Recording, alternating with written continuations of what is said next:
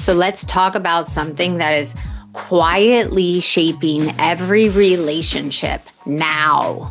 Why does it feel harder than ever before to make friends? Even as an adult, it is. Why do people feel more guarded, more misunderstood, and more alone, even when they're surrounded by others?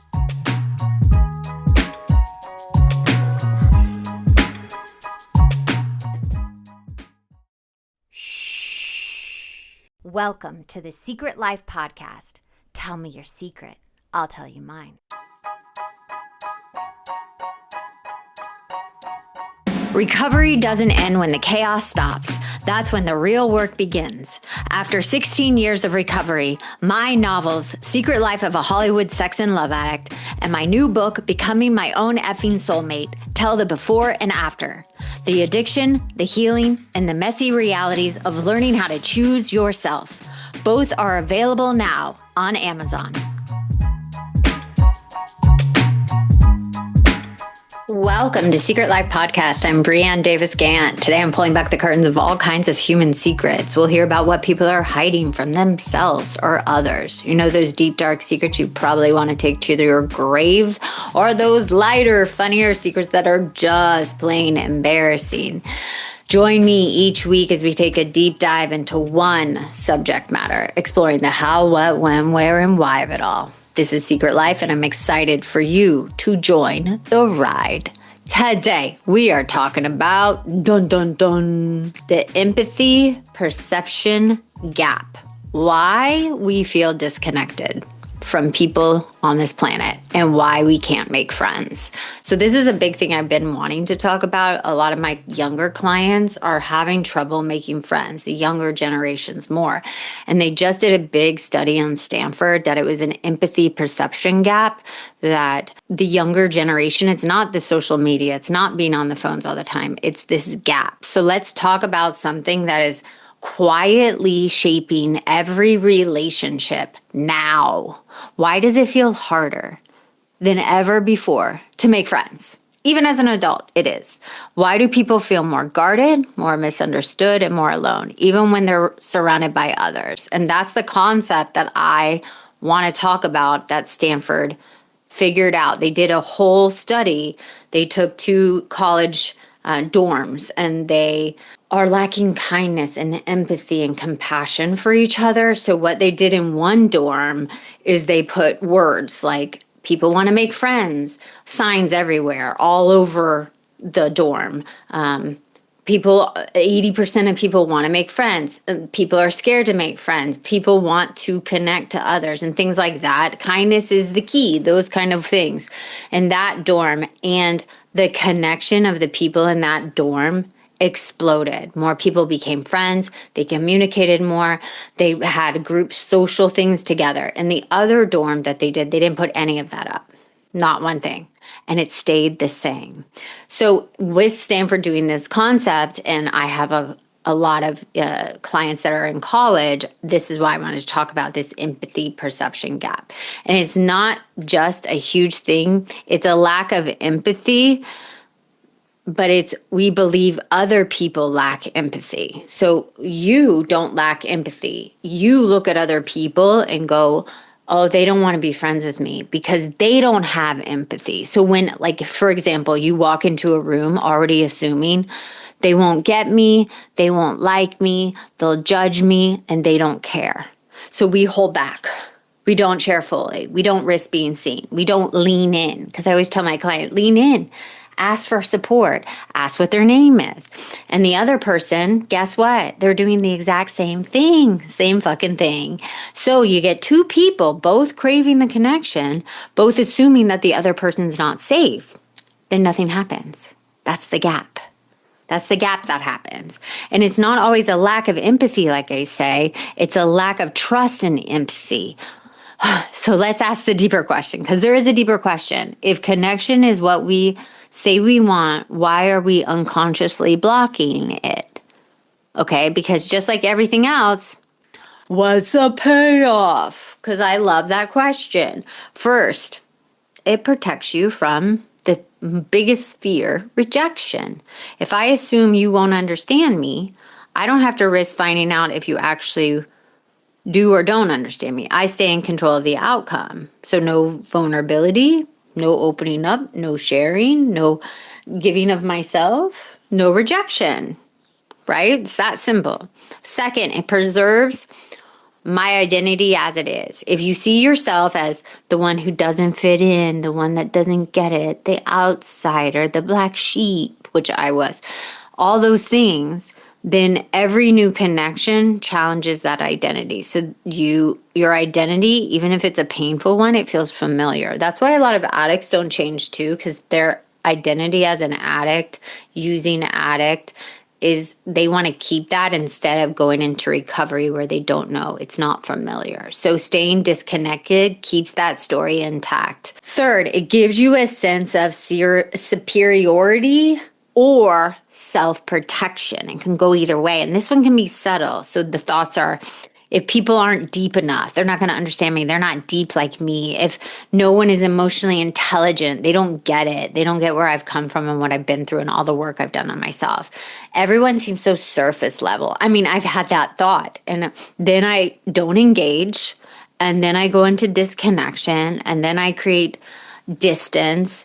But that's also a buffer, because if it's them, then it's not you. You're not the problem. So you rather make other people the problem than actually looking at yourself.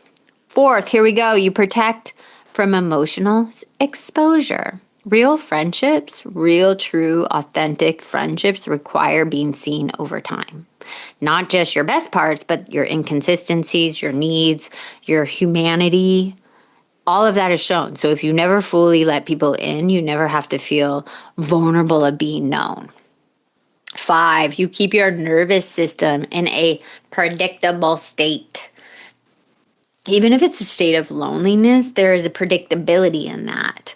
And the unpredictable, like I said, new people, new dynamics, new conversations, new challenges, new communication, that feels threatening.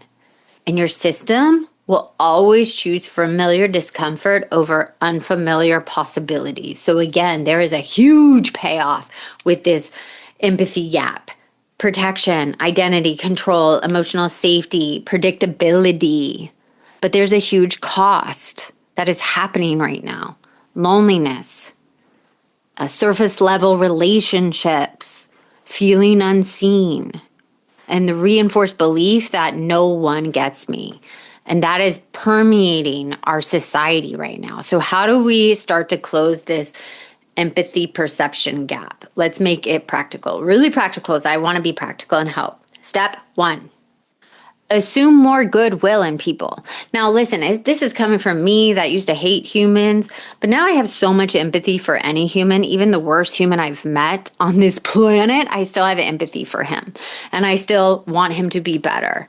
So I get this, but I now assume there's more goodwill. I assume people are sometimes in their shadow or their character defects, and it doesn't really have to do with me, so I can have empathy for them. So instead of walking into a room thinking they won't like me, try this. They might just be as nervous as I am. They might just be as scared as getting rejected. They are probably just as uncomfortable as I am. So you don't have to believe everyone's like amazing. I'm not asking that, but you loosen the assumption that they're not safe, that they're unsafe. Get it? And that really helps me with connection. Number 2, share 10% more than what you feel comfortable in.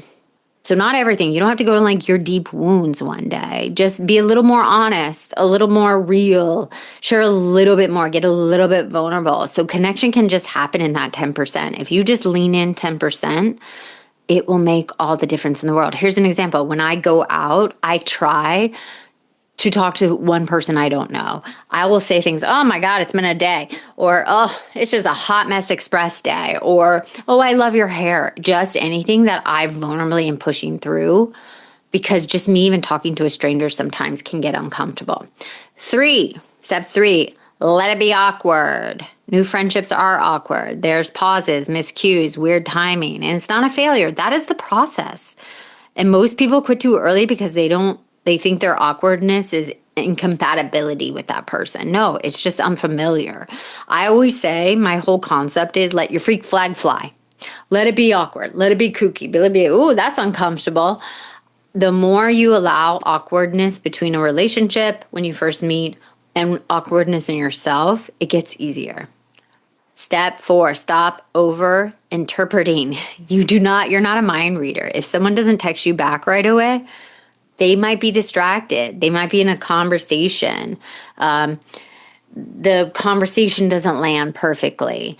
Don't turn that story into your worth. Don't turn, oh, they didn't text me back, I'm not worthy. Or that conversation wasn't that flowing. It's not a good connection. Don't turn it into a fucking story. Give people space to be human and to show up how they need to show up. 5, stay long enough to be known. Real connection takes repetition. One coffee isn't a friendship. One good conversation isn't depth. Consistency builds safety, but you have to put yourself out there. But most people leave before that safety can be formed. So stay. Allow it to build. Step 6, get curious instead of self-protection. That is my favorite thing. I get really curious. So I get really awkward, socially awkward, especially in big groups. So whenever I go now, I actually get curious. What's their story? What's going on with them? What's that body language mean? Instead of do they like me? I start asking, who are they? What matters to them? Why are they carrying themselves like that? You get it? Curiosity builds empathy and invites back. They invite you back because then they'll start being curious about you because they're getting recognized. And finally, this last one. The thing you're afraid of is understanding, care, and connection. But that's probably going to be there because humans in general want to connect. But you have to risk. You have to risk enough to experience that connection, that understanding, and that care. Because empathy, that empathy perception gap that Stanford just did a whole study, isn't just about other people. It's about the story we bring to these connections before the connections even have a fucking chance to build. So the moment you start to question those stories, you don't just change your relationship, you change what's possible inside of them. So this is worth it. Do these steps. Try to switch that. Us in this society has to make a bigger effort to actually connect now because we're so afraid other people can't hold us. And that's the empathy perception gap. Because the more we see, I can hold their stuff, so someone out there has to be able to hold mine. And people do want to connect. So give connection a chance. Thank you for listening to Secret Life Podcast. I'm Brianne Davis-Gantt. Send me any questions or thoughts you have, and I will get them out as soon as possible at secretlifepodcast@icloud.com. Until next time. Thanks again for listening to the show. Please subscribe, rate, share, or send me a note at secretlifepodcast.com. And if you'd like to check out my book, head over to secretlifenovel.com or Amazon to pick up a copy for yourself or someone you love. Thanks again. See you soon.